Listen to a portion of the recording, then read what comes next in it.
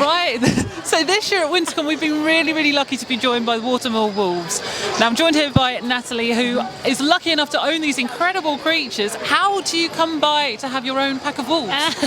Well, actually at university I went and did a degree and masters in animal behaviour, and I'm actually a pet behaviourist, is my weekday job. So that sort of really led me into wanting to know more about the natural behaviour of dogs and wolves, hence these lovely wolf dogs. And they are acting dogs, so what have we seen them in? So they've done a whole range of different TV shows, music videos, adverts, so things like Whipper Street, Penny Dreadful, Vikings, they've been in Vogue and Marie Claire. They are actually out in a fashion advert at the moment, and they're also out with something with Bear Grylls on Netflix, so they get around. Now, I know full well they're wolves. We know they look very similar to our domestic dogs. Of course, they're the same family, the canine family. But I'm looking at this behaviour here, holding hands. I wouldn't expect that from a wolf. Well, he's not 100% pure wolf. Obviously, that would be illegal to have out in public. So there's a percentage of dog in them. Actually, wolves with their family are very loving and affectionate. They're a lot more reserved with strangers. So that's why one of the main reasons, obviously, for crossing with dogs is it gives them this confidence with strangers. But they are very deeply loving, actually, and affectionate and protective towards their family members. And you've been here at Wyntercon. What have you made of Wyntercon? So, well, they've had a real blast here this year. They've had a whale of a time. They've been getting lots of fuss in the meet and greet section.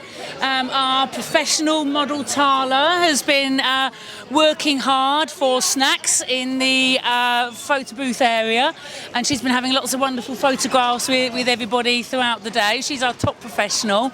As you can see, a lot of these guys, they're really in it for the fuss. So we say there's three things they love in life: food, fuss and fun, and that's why these guys are here today. They've just seen the snacks come out over there, so Mr. Bond, what's this?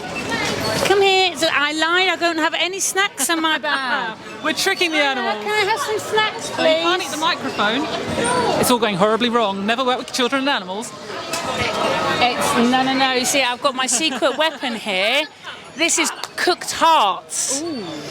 So a little bit of cooked heart goes a long way. Mr. Bond, sit. Alice. Good boy. Hi, Alice. You're going to come and be on camera too? She says, if I can. Good boy. And obviously we know they're trained by you. You own them. You can pretty much do what you want with them. But like with any dog or any animal, if they're not yours, if they see you at other events, don't just come up and approach them. They do need to be approached in the correct way, don't they? They do. Any dog you want to approach in a sensible way. The first thing is obviously always ask the owner. So one of the things that we do obviously have is a sign up here saying make sure you chat to the handlers. Don't just reach over the bars. There's a few key things to do with body language that you need to be very aware of with dogs. They stare at each other when they're targeting each other. So it's really important, for example, even though these guys have got beautiful yellow eyes, that you don't come straight up to them, staring them straight in the face. You want to be quite relaxed and passive when you're first saying hello. Let them have a little sniff of you. Often it's nice to give them something like a scratch under the chin or on the chest, something like that. A big mistake everybody always makes is they come straight over the top, like a face hugger over the eyes. So we always say, don't be a face hugger. Give them a little bit of space. Always make sure, particularly if the dog isn't yours, that you give them an escape route. So hugging a dog that's not yours isn't good because you're pinning them to you. You can give them a lot of fuss, but if you're on one side, they're always free to move away if they want to. So that's always a useful tactic to bear in mind. And will we hopefully see you back at Wyntercons in the future?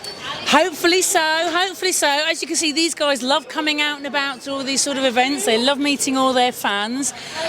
So it's something that we really like to do, and we do like to educate people, obviously, about wolves and dogs, and nature and conservation, and really give people an insight into the natural life of the animals they have at home. Lovely. Well, thank you very much, and thank you to all you guys as well for being a part of Wyntercon VI. You're welcome.